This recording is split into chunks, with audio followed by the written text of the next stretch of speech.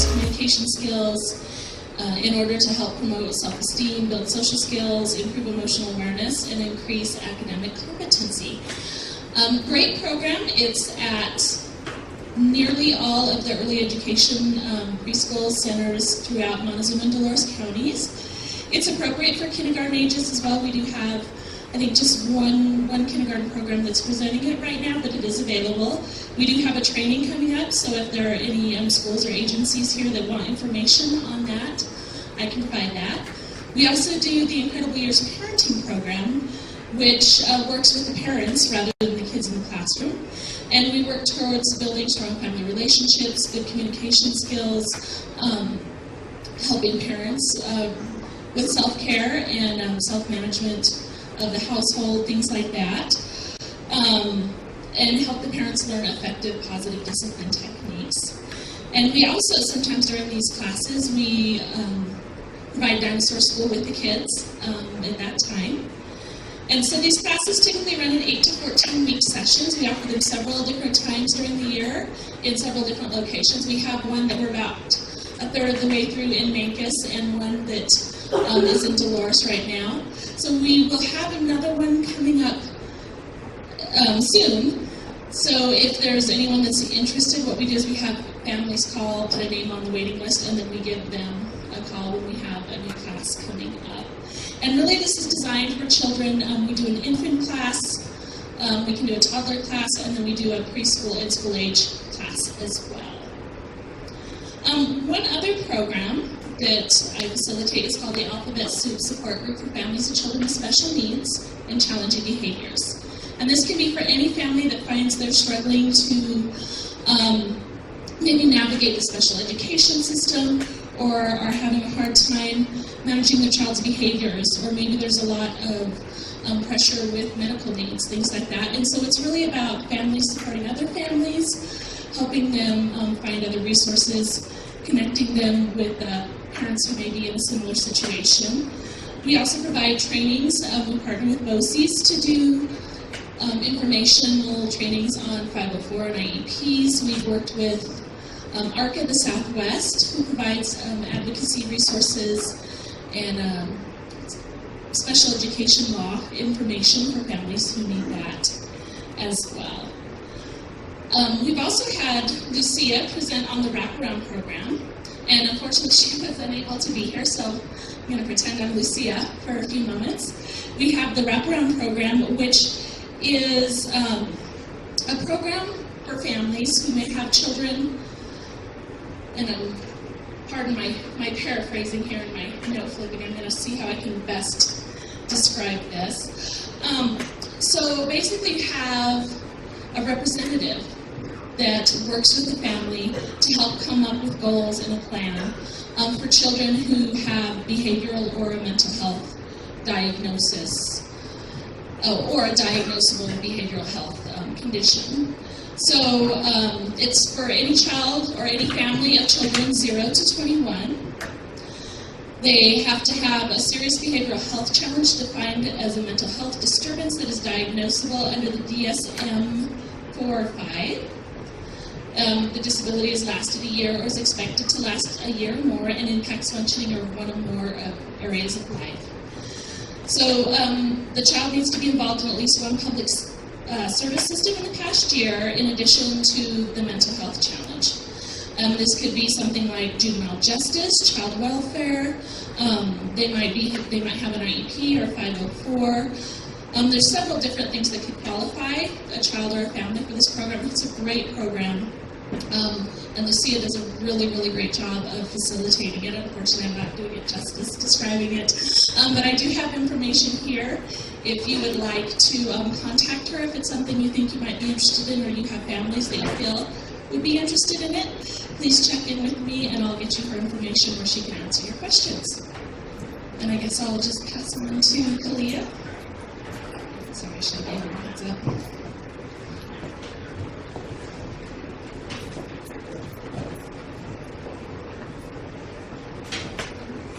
Good evening, everyone. My name is Kalia Evito, and I also work at the Vineyard Project. I am a youth mentor case manager. we do a lot with the youth and we do a lot of activities. So I'm going to go ahead and talk about our mentoring program first, and then I'm going to go ahead and talk about our sources of strength. So hopefully I can get it in the 5-minute time. I don't have to talk a lot, just to get to know. So our mentoring program deals with a lot of at-risk children.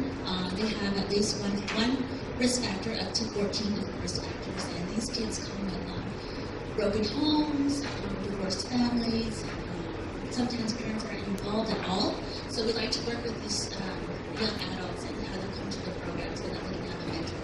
And having a mentor in our program is pretty encouraging, and it helps these youth to come better and understand that they can come out of resiliency, to build out of that and become something better, to have a real life positive expectancy with their goals and encouraging going to college.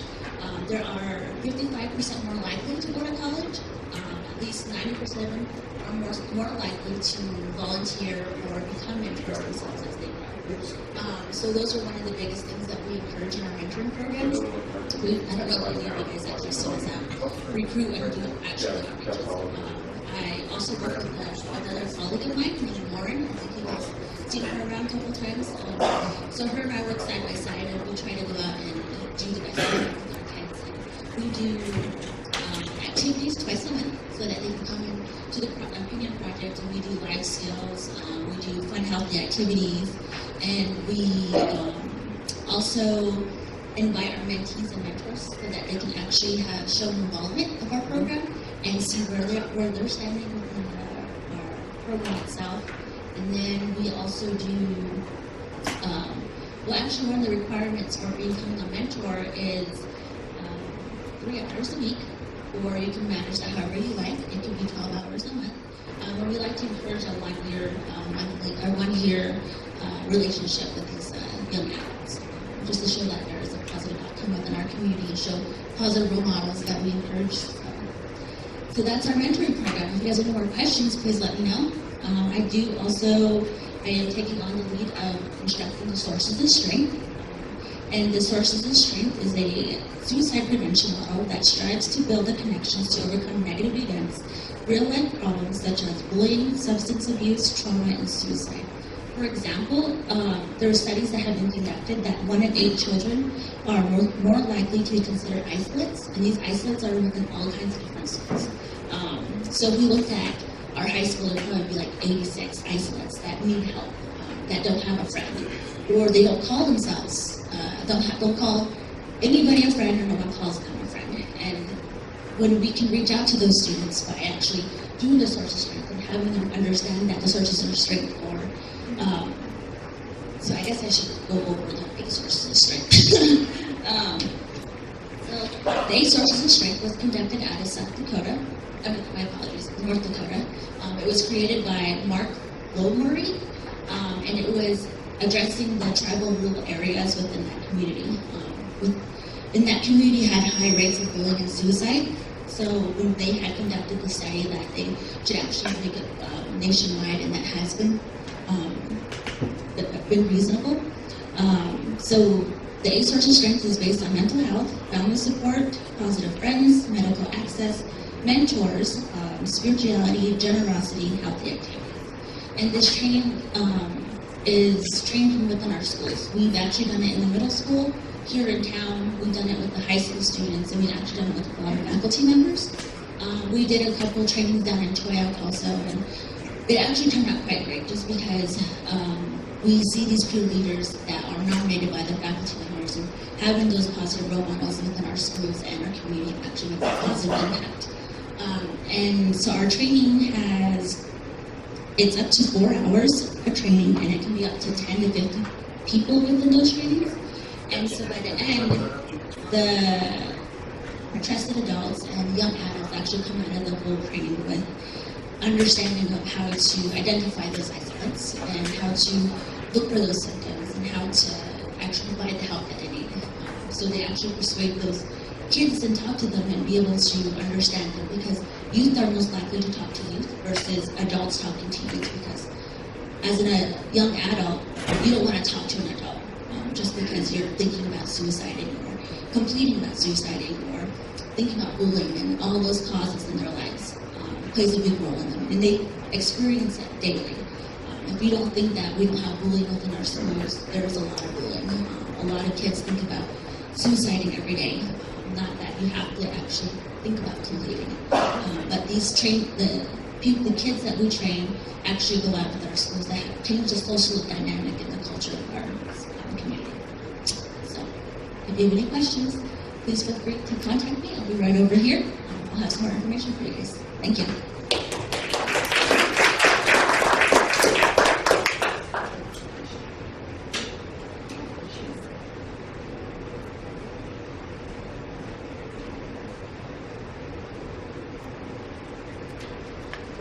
Hi. I'm sorry I have to wear my glasses. After 5 o'clock, my eyes won't work as well. I'm Mary Gannier. I'm with the Opinion Project. I'm a health advocate. Thank you. And I am studying to be a QPR trainer. How many of you know what QPR stands for? Yes. Okay, I have quite a few. For those of you who do not, it means question, persuade, and refer. And what we're questioning is whether or not someone is considering suicide. I know there may be a thought process that, hey, if I ask, that'll put the idea in their head. And the point is, no, it won't. It's already there. So if you're thinking this person could be suicidal, they've been thinking it too. So this program, and it's not about we're going to be some sort of experts about suicide. What we are going to be is someone who's brave enough to ask the question. And that's exactly what QPR is. So P stands for persuade. Okay, I've asked the question. Are you thinking about suicide?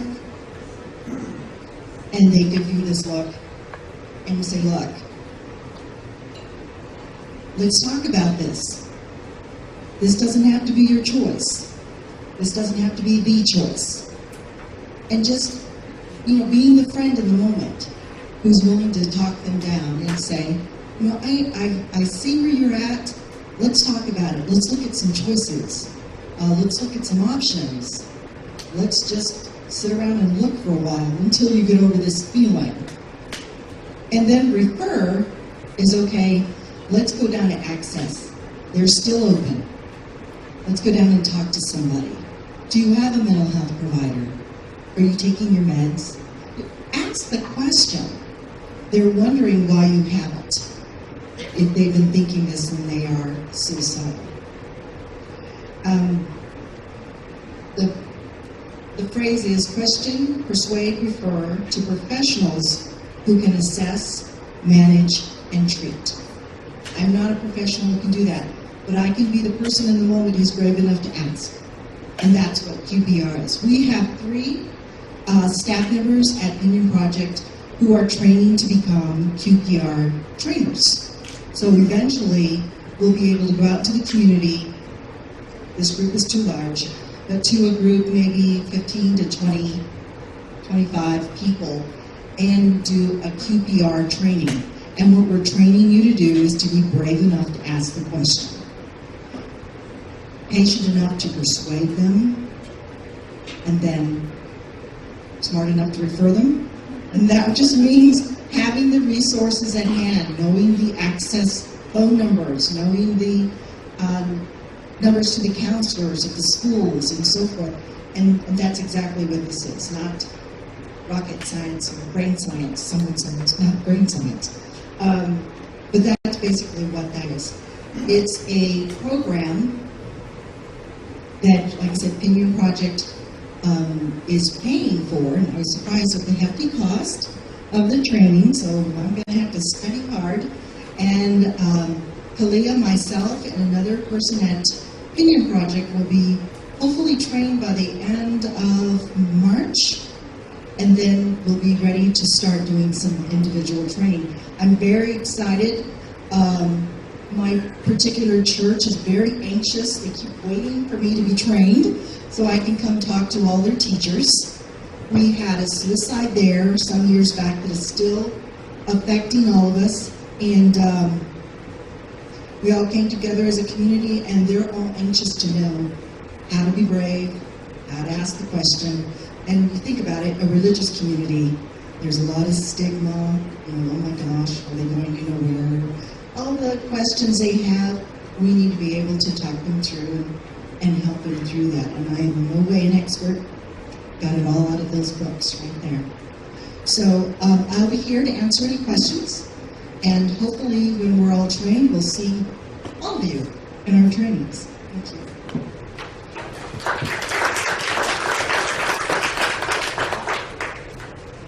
Thanks, Mary. I'm Sue Garlick, and I am the Exceptional Student Services Coordinator here on what we call the west side of our BOCES, which is the Board of Cooperative Educational Services. So I help to coordinate school psychologists and occupational therapists, speech therapists, physical therapists, and school social workers. Our teams go in to work and partner with the school districts here in Montezuma County and Dolores County. And I gained many of my leadership skills through a program that I'm actually going to talk about, which is Family Leadership Institute. This is an initiative that was brought to us by MEC, the Ronald Morris Early Childhood Education Council. Thanks. See what I look good. It's helping. So FLTI is a 20-week training. First of all, let me ask, how many of you have familiarity with FLTI? Awesome. So I've gotten to facilitate 2 different classes of FLTI participants, and For those of us that don't know that acronym, could you spell it out, please? certainly Thank you. it's Family Leadership Institute Training. FLTI, Family Leadership Training Institute. FLTI. Thanks. So many of our initiatives in our community, projects, have come from FLTI. And at this point, we are sitting at tables here tonight because of FLTI involvement. We have several projects that have continued to be sustainable, and many of the projects have targeted needs within our community. The program usually starts in January, and you get to start with a full-day retreat. The basis of this training is very much centered in understanding who you are as a person, so that you can then identify your areas of passion and where you want to put your energy. Many of the concepts include understanding policy, public policy, so that when you are going in to speak with panels of people or in meetings, that you have understanding for how to communicate well, how to put your priorities out, and how to develop what we call the elevator speech. So my elevator speech about FLTI is that after 6 years of studying for my doctorate, I still feel like FLTI is the best leadership training that I have ever had. So I would encourage you, if you are interested at all, if you have friends who have done it before, the beauty of it is that it is set up really well for women because we include childcare and we include a meal that evening. The community that is built among the participants is also amazing. So it's great to see all your faces here tonight. And I'll be over here to answer questions either about BOCES or about FLTI. So who's next? Oh, there we go.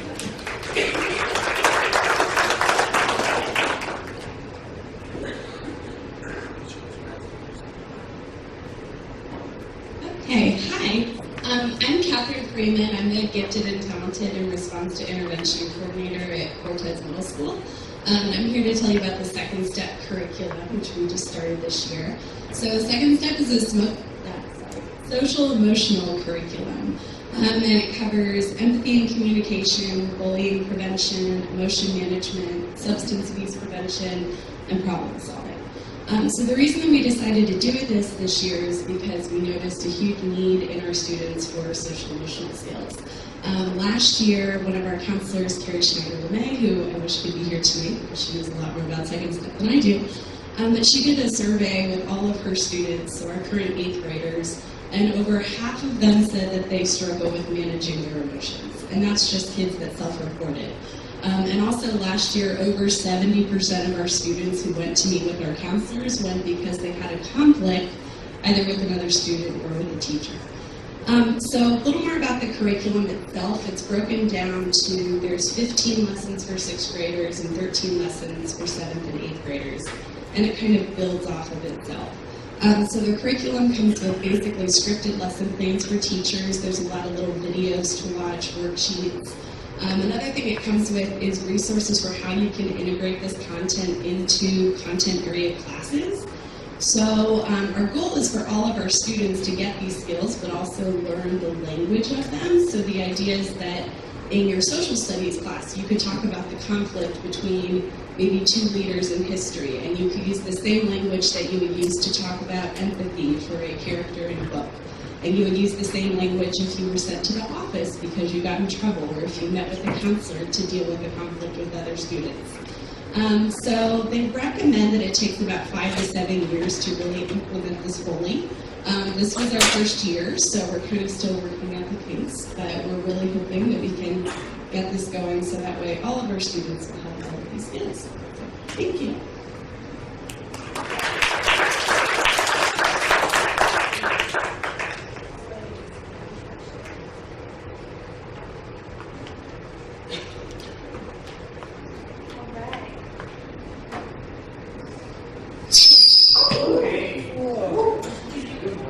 Hello, sorry. I apologize for that. Okay, so we did have Joni. She was going to present Team Up, which is through United Way. Unfortunately, she wasn't able to be here today. That nasty sickness is just going around. I just barely joined the Team Up steering committee, so I'll just say like a quick sentence about Team Up because I'm still understanding it myself. Team Up is based on a collective impact, and it's all based on cradle to career. So that's such a broad spectrum. There's so many different things that can be presented into Team Up. The big thing that I like about Team Up is the fact that it is a collective impact. It's where lots of different organizations come together and they collectively come up with solutions. So that's just all I really know about Team Up. So we're going to go ahead and pass it off to teams now with Lisa Henry.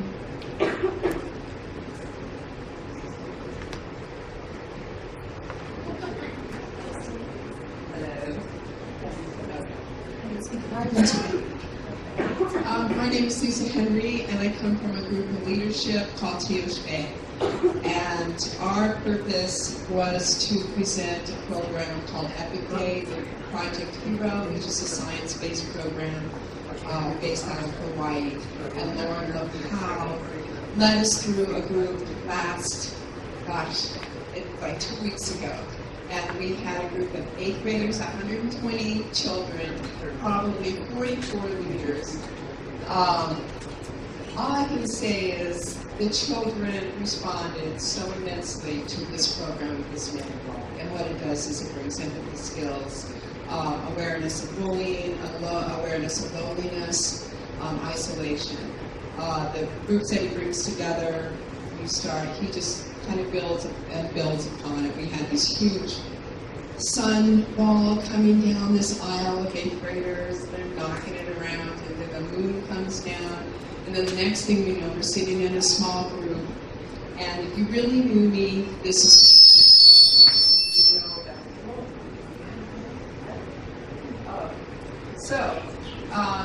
If you can speak right up into the mic, that way he can turn it down so we don't have as much feedback. Okay, does that work better?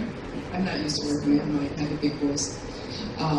So yeah, by lunchtime, we're in a group and we're talking, and he really knew this about me. And these are things that children are revealing about themselves in front of children that they really don't know. They go to school together, and it's just this miracle place that they get to this really soft place and they're able to tell what it is that is so unique for them in this school.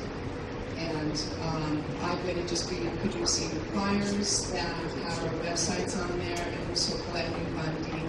We actually get to do a group in Memphis and Dolores. We're going to do one in Durango, and we're hoping we're going to do Cortez next fall because we have to become a nonprofit organization for ourselves. THK's payment insurance and all that right now.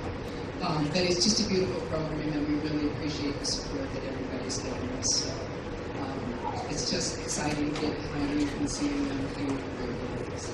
Thank you.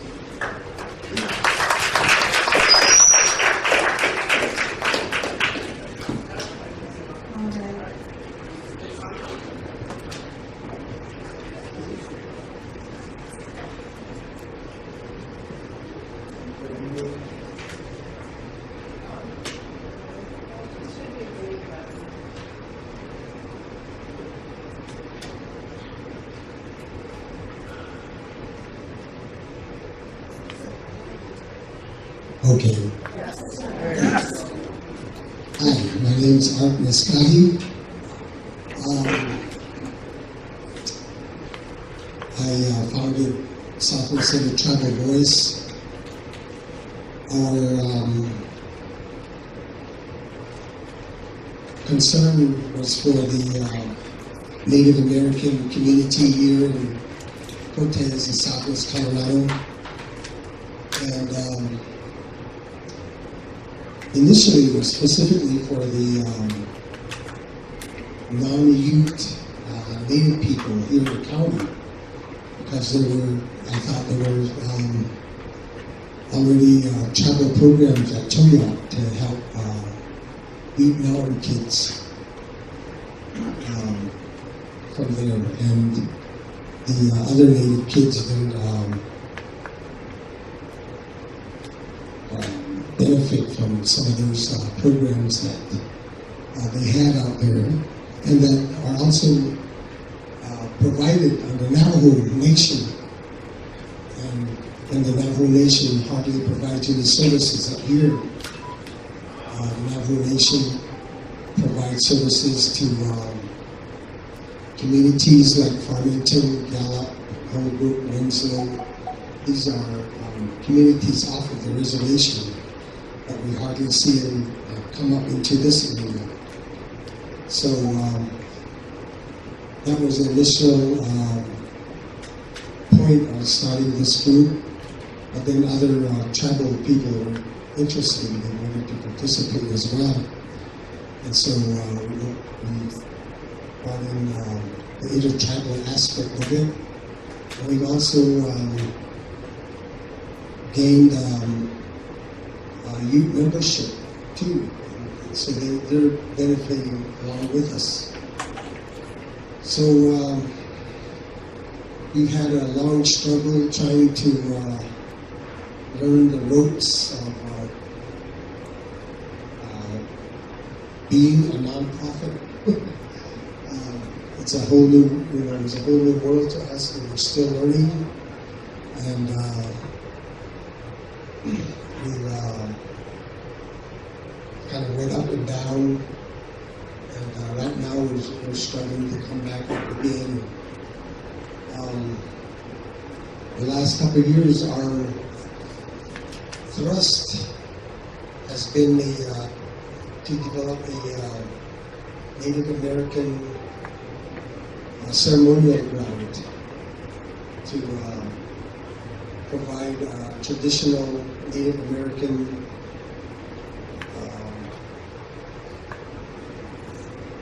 treatments or ways to heal in all these different areas that we're hearing about these days, the wellness issues. So right now we're working to build a database of traditional healers, practitioners who can work with different individuals. We built a hogan, a ceremonial hogan that can be used for these venue, a place for this activities to go on. And so eventually we'd like to see a lot of these wellness issues being addressed in our community here. And on the Navajo Reservation, there's a lot of wellness issues. I went to a meeting last week down in Shiprock. It's called the Nep Hijon, and a big group of this, and we're talking about same things, bullying and suicide, domestic violence, sexual abuse, things like that. So there's a lot of resources there that we're not here to try to work through that. The way that they've used to filter it through the culture and present it ways to help our kids, our families.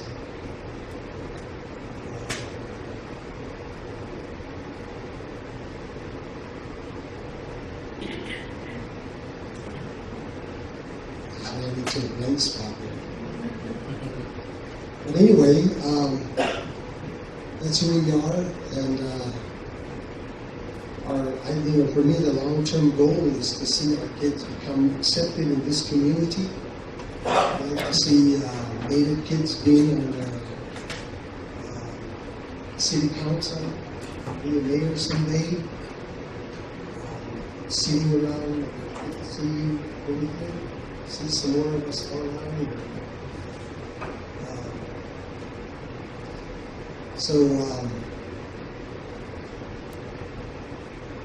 I just thank you for this opportunity.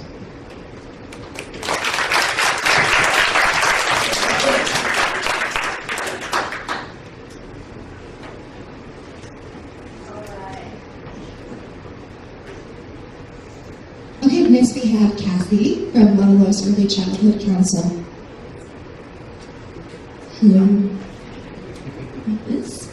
Hi, I'm Cassie from the Montezuma Early Childhood Council, and I am the Early Childhood Mental Health Specialist. This is a new position provided by the state in southwestern Colorado.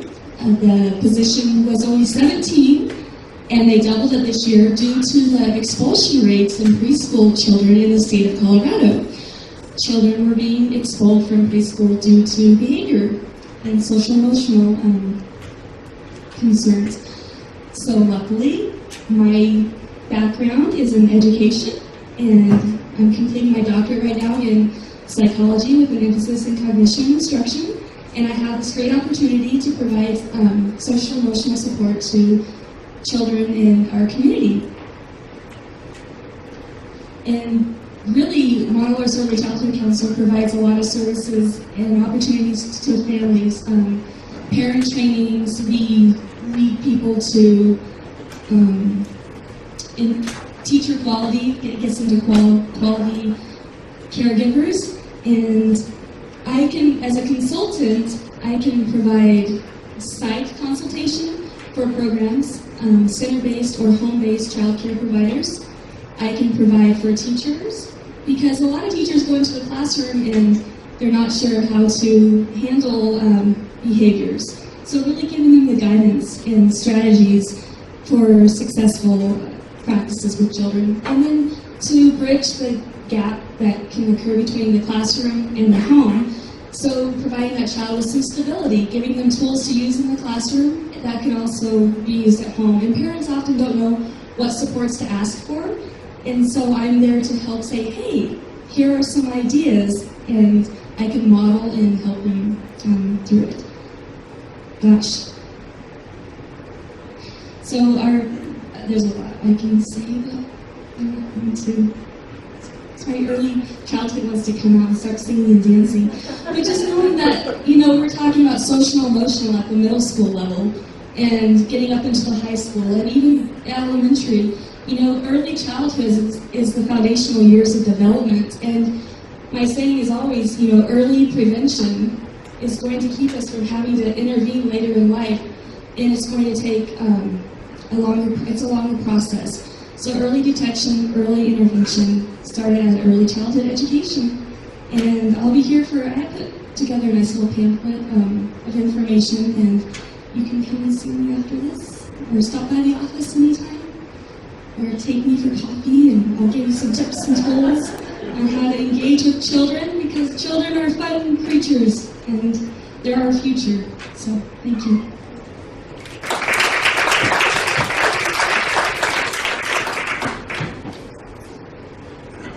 All right, next we have a presentation on Safe Space Coalition. My name is Lee Wagner, and I am representing tonight Safe Space Coalition. We're an ad hoc group of concerned citizens who began meeting about a year ago, specifically around LGBTQ issues. As most of you know, LGBTQ teens are at much higher risk of suicide than the average group of kids. And initially what we thought we were going to be doing was providing a safe space for them. As time has moved on and the number of people involved has shifted, that still is on the table for us. Right now we are engaged in 2 threads.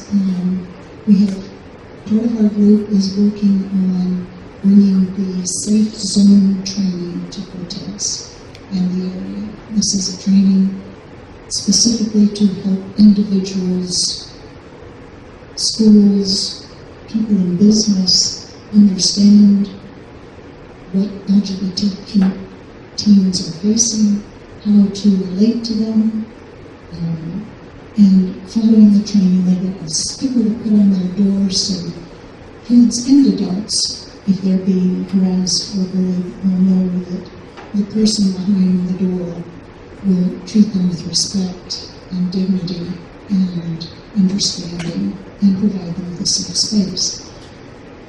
We also have a group that is at very beginning stages of forming P5 group. For those of you who don't know P5, it's been around for decades. And because it's that old, the acronym it's parents and friends, lesbians and gays. It doesn't address the rest of the alphabet. But it is, it's an organization that has regular meetings and bylaws and all that kind of thing, and provides support for LGBTQ folks, for parents, for families, and does education in the community. Safe Space Coalition.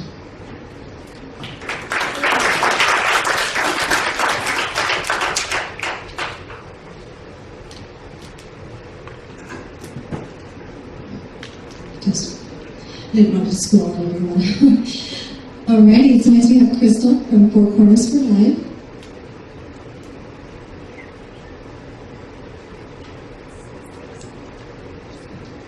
Right into the mic. All right, we got this.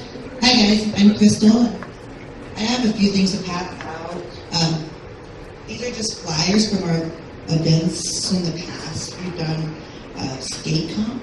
So I just wanted to pass these around so you can kind of see and get an idea of what we've done. We'll start over here. And actually these are the same ones. And on the bottom, you just see all of our sponsors and kind of the music. And we've done quite a few things. This is going to be our 6th annual skate comp this year. My name is Crystal again. I'm the president of Four Corners for Life Suicide Awareness Foundation. And Kristen Banks is our vice president over there. She's worked very hard with me. I guess I could tell you our mission for our future. We're looking to provide financial assistance and emotional support to our survivors and families of suicide. An example, funeral costs, headstones, cremation, travel fare for families to get to places that they need for lost family members. Mental health resources in our community, just connecting people with what we have available. counselors, maybe find a suicide watch and inpatient care for us locally, and maybe a local hotline as well. Currently, we're trying to get our 501c3 status, our nonprofit, and we're writing our bylaws. Takes a little bit of time, so we're working on it, and hopefully we'll have that done in the next couple months. Again, we're hosting our skate comp this year. It's our 6th one. It's going to be on May 20th. We're going to have sign-ups at 10 o'clock, kicking off at 11 a.m., and it's all age groups, and we don't charge for the kids to be in the competition. If anyone wants to volunteer, we'll have names and numbers that you can give to us at the end here. A lot of the things that we're going to need volunteers for is stuff like signing up, nutrition booth, trash, kids corner, setting up, and breaking down. It's pretty extensive what we do with our skate comp. We have people coming up and doing personal testimony. We have guest speakers with statistics. This year we're going to provide vendor booths, information booths that we're going to work with Community Voice, setting up information booths, which we're super excited about. We're also going to have a nutrition booth, water and fruits and stuff for the kids to enjoy, just thinking healthy. And the Church of the Nazarene always donates food for us. Last year, they donated enough food, hamburgers, hot dogs, and chips for 400 people, and they were wiped out. So that was exciting.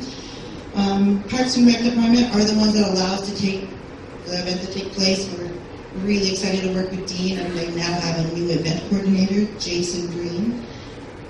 We'll be doing music as well. We're not quite sure what part that's going to be. We're thinking more like an intermission. In the past, we've done more music at the end, and it just kind of gets kind of crazy. We really want to just focus more on the skate comp, and then as the year goes by, we want to do more events, like maybe do a whole music festival, do an art fair, and really start focusing on different parts of our community, because the skate comp really focuses on our children, but there's a lot of other parts of our community that are affected by suicide. We'd like to get into the veterans, and we'd like to just talk to people in general, the lesbian, gay community. All those people really need to be involved in this as well. So we want to try to make events available for everyone.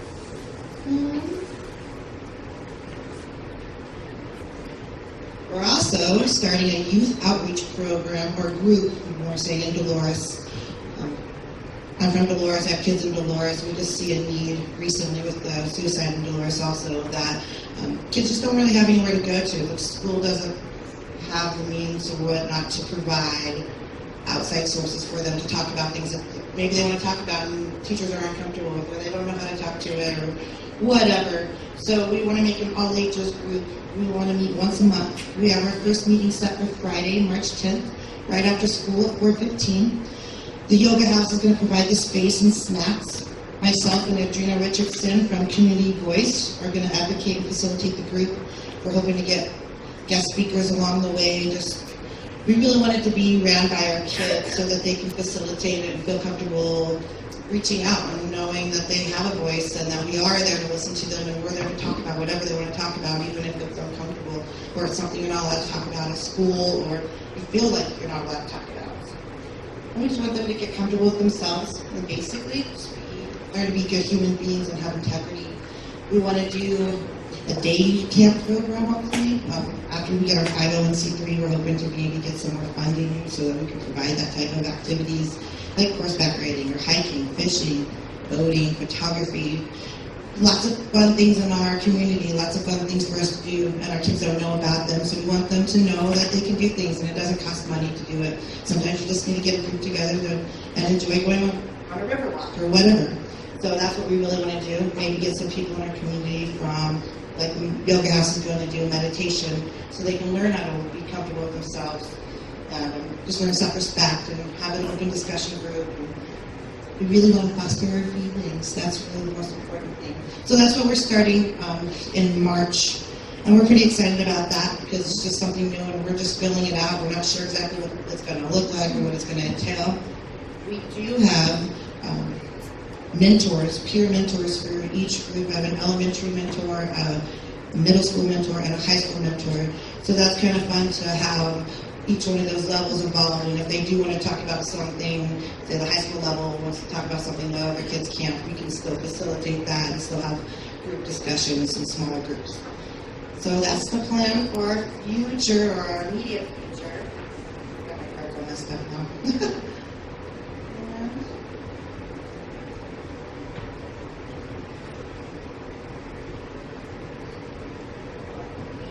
I guess I'd like to give you guys a little bit of history of where we came from as well.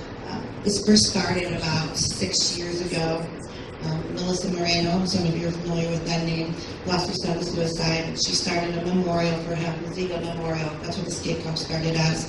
And it was just a fundraiser, and from there we saw a community need, and it was more than just that. So we started Four Corners for Life. We started with FLTI, and Kristen and I did a whole session with them and realized that this is something we really wanted to do and fight for our community. So we made Four Corners for Life about 4 years ago, 2014. That's when it really came to fruition, from a fundraiser for her son to an actual event for our community. And we just want our funds to be turned into being able to provide all those things, some emotional and financial support for our families. Hopefully we'll come a long ways from there. We also have built a board of trustees. I'm the president, Kristen's our vice president. We have Shelly Borkelson as our secretary.